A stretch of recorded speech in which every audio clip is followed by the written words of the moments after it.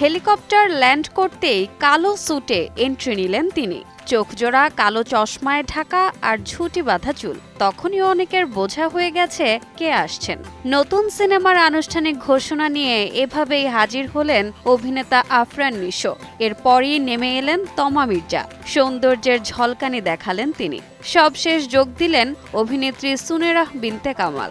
দেখা মিলল প্রযোজক রেদওয়ান রনি ও শাহরিয়ার শাকিলেরও। প্রায় ১.৫ বছরের বিরতির পর অবশেষে বড় পর্দায় ফিরছেন জনপ্রিয় অভিনেতা আফরান নিশো।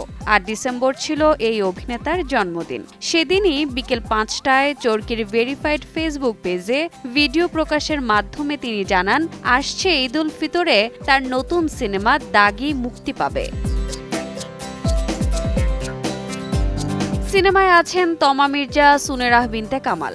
সিনেমাটি পরিচালনা করেছেন শিহাব শাহীন। তিনি জানান, দাগি একটি গল্পনির্ভর সিনেমা এবং এ সিনেমার হিরোর গল্প। প্রায় ২ বছর ধরে গল্পটি নিয়ে কাজ করেছেন তিনি।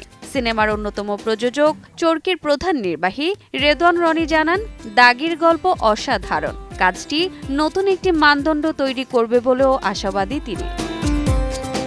এর আগে সুড়ঙ্গ সিনেমায় নিশো তমা জুটিবদ্ধ হয়ে মাতিয়েছিলেন দর্শক মন। এবার নিশোর সাথে সুনেহরার ঝলক দেখার অপেক্ষায় আছেন সিনেমা প্রেমীরা। রোজা চৌধুরী, সময় সংবাদ, ঢাকা।